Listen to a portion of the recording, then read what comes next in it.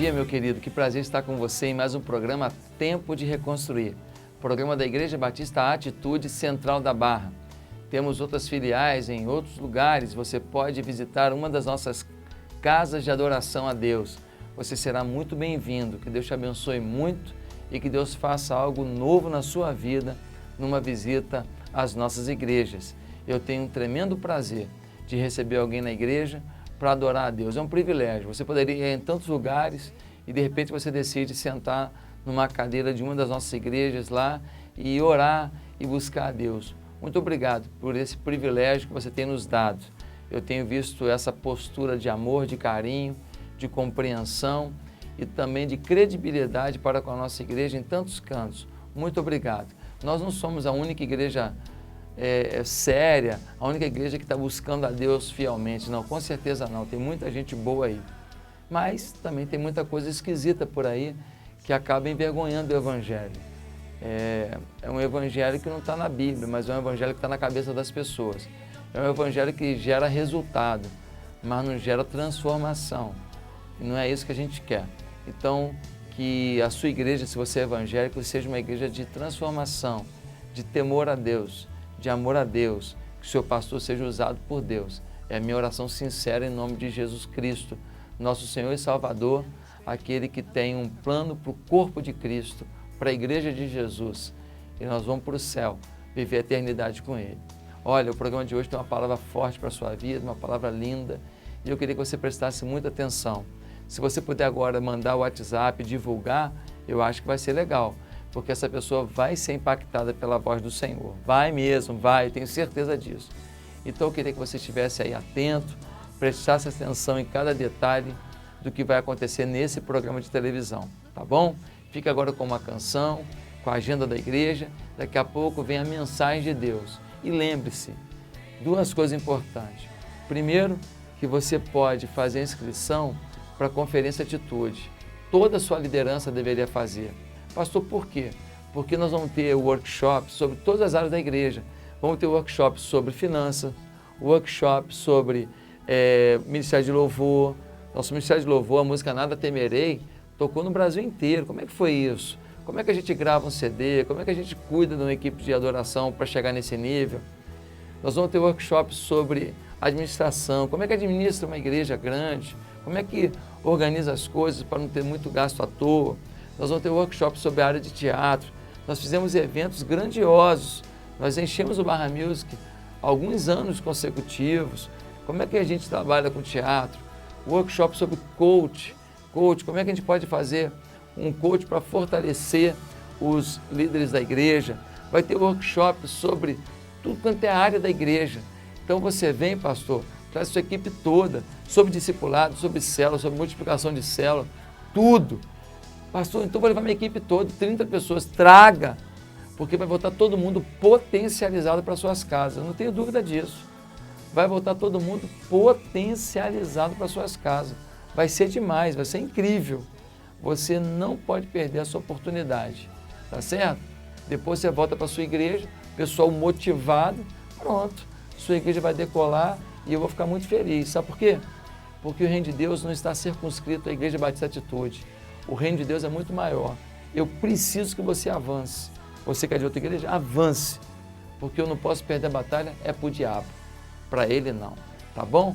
Fica ligado aí, no final do programa eu venho orando por você. Rei dos reis, Jesus,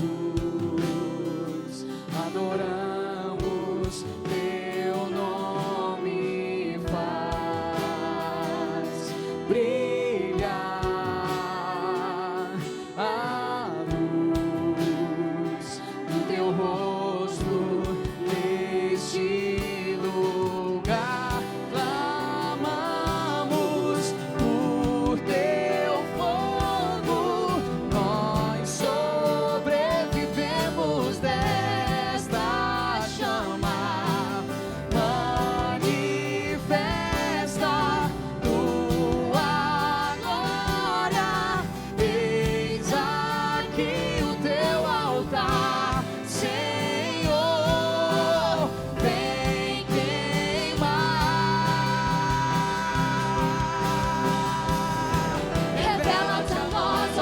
de Israel. Queremos teu fogo, faz rasgar os céus. Clamamos a ti até ver nascer algo novo acontecer. Revela-te a nós, ó Santo de Israel. Queremos teu fogo, faz rasgar os céus. Clamamos a ti até ver nascer algo novo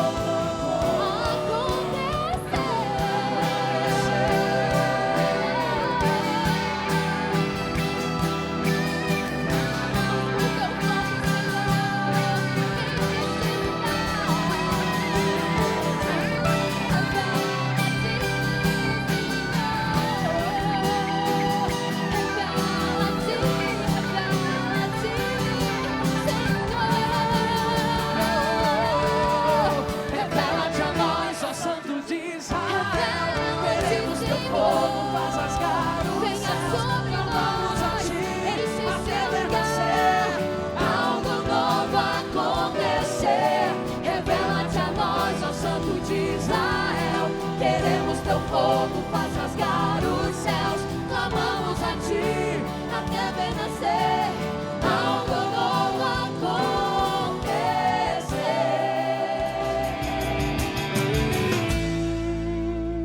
E Jesus está indo para Jerusalém, para a Páscoa.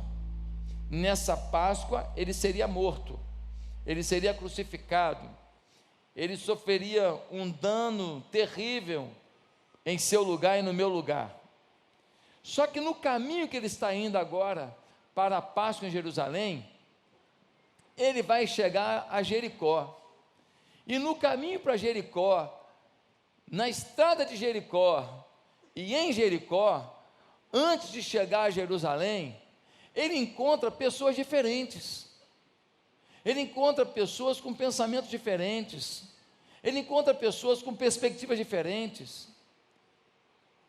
E eu comecei a analisar isso, falei assim, por que nessa última caminhada de Jesus para Jerusalém, é a sua última ida a Jerusalém, é o momento da sua morte, ele encontra pessoas tão distintas? E eu comecei a pensar nisso, e eu comecei a ver que quando a gente analisa isso em conjunto, nós temos uma grande lição para a nossa vida. Pastor, mas que povo é esse que ele encontra no caminho? Bem, primeiro, ele começa falando de um juiz. Ele conta uma história de um juiz que não atendia uma viúva, e que ele falou para a viúva, você tem que insistir muito para ver se ele te atende. Você não pode deixar de insistir muito, ele está te humilhando, mas você tem que insistir até ele te ouvir. Aí o juiz, para ficar livre da mulher, atendeu a mulher. Depois, no verso 9, ele diz assim, capítulo 18, versículo 9, alguns que confiavam em sua própria justiça e desprezavam os outros, há alguns que confiavam na sua própria justiça e desprezavam os outros, Jesus contou esta parábola. Que parábola é essa? Ele conta a história de dois homens, um fariseu é um cara estudioso da Bíblia, um religioso, um doutor das Escrituras, e a história de um publicano. Quem é o publicano? O publicano era um homem simples, um homem do povo, um homem que não tinha nenhum respaldo social, mas diz o texto que o fariseu olhava para cima e falava, Senhor, ainda bem que eu não sou como esse publicano Zé Ruela, ainda bem que eu conheço a tua palavra, ainda bem que eu frequento o templo, ainda bem que eu sou uma pessoa conhecida na igreja. E diz que o publicano não olhava nem para cima, ele ficava olhando para o chão, matando o peito, falando, Senhor, eu não sou que nem ele, eu não sou nada, o Senhor tem misericórdia na minha vida, Senhor, por favor, Senhor, me perdoa os meus pecados, me ajuda. E diz a Bíblia que Deus ouviu o clamor do publicano e ignorou o religioso. Duas coisas distintas novamente. Aí, Jesus anda mais um pouco, e no versículo 15, nós vemos que ele encontra agora crianças, e tem um grupo que fala assim, tira as crianças daqui, e Jesus vai dizer o quê? Deixai vir a mim os pequeninos, e Jesus agora abraça as crianças indefesas.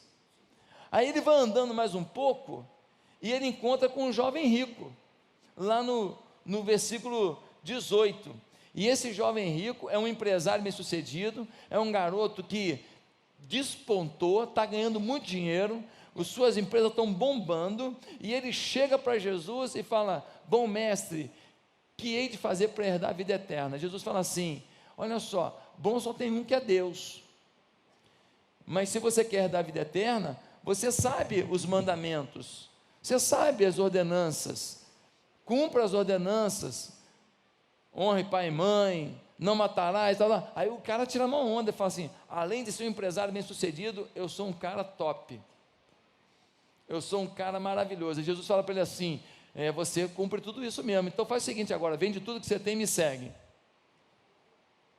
Aí diz o texto que quando falou de dinheiro, ele saiu triste da presença de Jesus. Jesus agora teve contato com um jovem empresário rico. Aí ele anda mais um pouco, ele está entrando em Jericó. Na estrada para entrar em Jericó, ele encontra agora esse texto que a gente leu. Ele encontra agora um cego. Ele encontra um cego que está à beira da estrada, e ele está à beira da estrada pedindo uma esmola. Ele é mendigo. E finalmente, no capítulo 19, no iniciozinho do capítulo 19, Jesus entra em Jericó, e quando ele entra em Jericó, tem um homem pequenininho, que é um funcionário público corrupto. Difícil achar um cara desse no Brasil, né?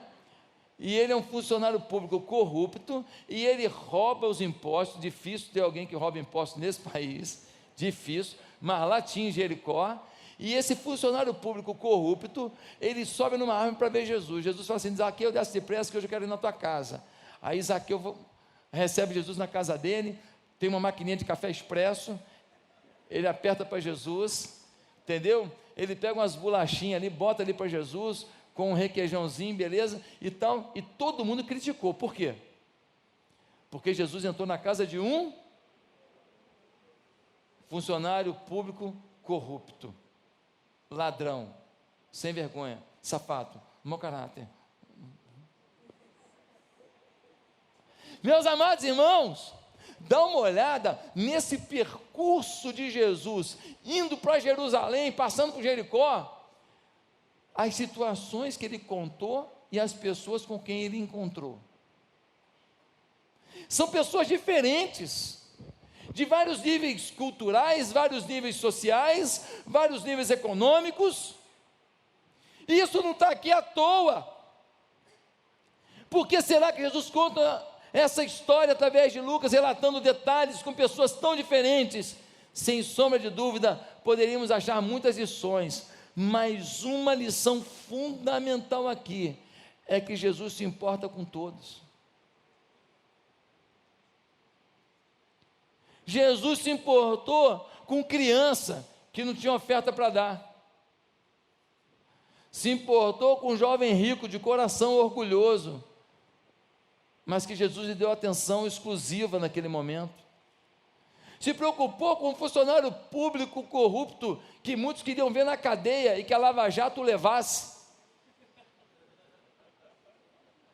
Se preocupou contando uma história de um juiz e de uma mulher viúva indefesa, que era injustiçada, mas que foi motivada a lutar pelos seus direitos e acabou convencendo o juiz. Jesus vai falando de diferentes situações da vida. Ele fala agora do religioso, aquele que vem na igreja, ele ora, ele canta, ele levanta a mão, mas que o seu coração não tem humildade ou quebrantamento naquele que às vezes está todo errado, mas que está doido para acertar, só não está sabendo como. Queridos irmãos, Jesus ia para Jerusalém, e ele estava indo para Jerusalém como normalmente os rabinos faziam. Os rabinos, eles iam caminhando, e eles levavam seus discípulos em volta. Era comum os rabinos irem de uma cidade para outra, e os discípulos em volta para irem ouvindo os ensinos no caminho. Então, quando ele ia, agora os discípulos estão em volta, ele estava explicando, ensinando, e está todo mundo bebendo. Quando ele chega na estrada de Jericó, tem um cego lá. O cego escuta um barulho de gente andando, aquela multidão em volta de Jesus aprendendo. Aí ele fala: o que é isso aí? Alguém fala assim: é Jesus. O cego, que lá em Marcos nós vamos ver que o nome dele é Bartimeu, ele ouve aquilo e fala assim: ué, Jesus? Calma aí, já ouvi falar da cura de um leproso, já ouvi falar da cura de um aleijado, já ouvi falar da cura de um surdo, já ouvi falar de pessoas libertas de espíritos demoníacos. Calma aí, é ele. Ele começa a gritar, e ele começa a gritar e falar: Jesus, filho de Davi, tem misericórdia de mim. Só que o pessoal queria escutar os ensinos do Rabi Jesus. As pessoas começam a falar para ele: cala a boca, cego, cala a boca, está atrapalhando a aula, está atrapalhando o ensino. Jesus está caminhando conosco e nos ensinando as indescritíveis manifestações do reino de Deus. Cala a boca, seu resto, você é um mendigo, você é um Zé Ninguém. E é preciso que a gente diga que naquela época, uma pessoa ter uma deficiência era interpretado por muita gente como sendo uma maldição divina. É preciso que se entenda que na cultura judaica, uma pessoa que tinha uma deficiência física era vista com olhos de questionamento: olha, esse aí é um amaldiçoado, por isso que ele é cego, por isso que ele é aleijado, por isso que ele é mudo, por isso que ele é surdo. Amados, aquele homem está ali à margem e ninguém está nem aí para ele. Por que ele estava ali? Porque era muito comum, quem não podia ir para a festa de Jerusalém, ficar à margem do caminho para cumprimentar e saudar as pessoas que passavam indo para a Páscoa em Jerusalém. Mas no caso dele, ele aproveita disso para ficar ali e tentar arrumar uma esmola melhor. Por quê? Porque quem está indo para Jerusalém para a Páscoa é gente religiosa, e gente religiosa é caridosa. Quem sabe eu não me dou uma esmola mais forte dessa vez? Meus amados irmãos, a cultura era contra, a situação financeira era contra, ele era estorvo, ele era escória, tentavam calar aquele homem de qualquer maneira. Mas no versículo 40 diz uma coisa muito legal. Diz assim: Jesus parou e ordenou que o homem lhe fosse trazido. Jesus parou, a multidão não parou por causa daquele homem, mas Jesus parou e falou assim: traz aquele homem lá para mim. Alguém deve ter dito para ele assim: Jesus, é um mendigo. Falou: não interessa, traz ele para mim. Eles vão lá e buscam o mendigo. Quando buscam o mendigo, ele vira para ele e fala assim: vamos direto ao ponto. O que você quer que eu te faça? Você me gritou: Jesus, filho de Davi, tem misericórdia de mim, o que você quer? Ele vira para Jesus e fala assim: eu quero ver. E Jesus vai dizer uma coisa linda para ele. Jesus vai dizer: você não me chamou filho de Davi à toa não. Eu vejo fé, porque filho de Davi significa você é resposta messiânica.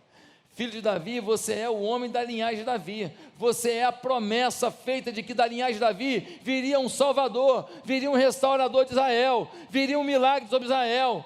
Você é o filho de Davi. Tinha um monte de gente caminhando com Jesus, mas foi o cara cego que enxergou isso. Tinha um monte de gente na igreja, mas foi o cara do caminho que revelou um temor a Deus assustador. Jesus, filho de Davi, linhagem de Davi, promessa de Davi, milagre de Davi, profecia feita para a linhagem de Davi, Messias.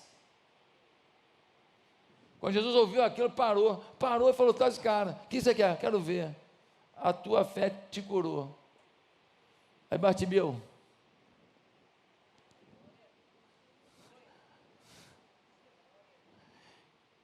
nossa, como você está gordo, fulano. Fulana, você está magrinha, o que foi? Que dieta é essa, minha filha? Ele começa a enxergar as pessoas, ele começa a interagir, e diz o texto, que o pessoal começou a louvar a Deus. Foi um negócio muito doido que aconteceu, O que eu quero dizer com isso? Eu quero dizer com isso que até o povo que estava indo para a Páscoa, para a igreja, para a religião, para as coisas religiosas, não se importava com o cara da rua. Mas Jesus se importou. E a pergunta que eu quero fazer para você hoje é muito simples. A pergunta é: com que você se importa? Pastor, eu não vim aqui para ser confrontado hoje não. Veio. Veio. Deus te trouxe para ser confrontado, sim. Porque nós dizemos muitas coisas, mas a vida que a gente leva não prova que aquelas coisas que dizemos são verdadeiras. O nosso discurso é muito bonito, mas nós temos que ser mais sinceros conosco. Pessoas dizem algo e sabem que não acreditam, mas falam. Outros dizem algo e pensam que acreditam, mas não acreditam. Eu não sei se você é mentiroso escancarado, se você é uma pessoa enganada ou se você é genuinamente sincero no que você está dizendo. Mas a pergunta é: com o que você se importa? Essa é a palavra que Deus tinha para você, que o Senhor complete a obra no seu coração. Quero te lembrar da Conferência Atitude. Você precisa fazer sua inscrição, conferenciaatitude.com.br. Entra agora, faz agora a sua inscrição.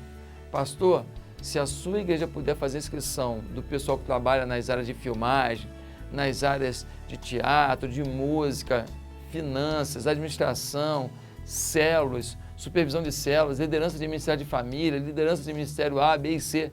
Querida, essa conferência, a gente vai ter workshop sobre todas as áreas da igreja.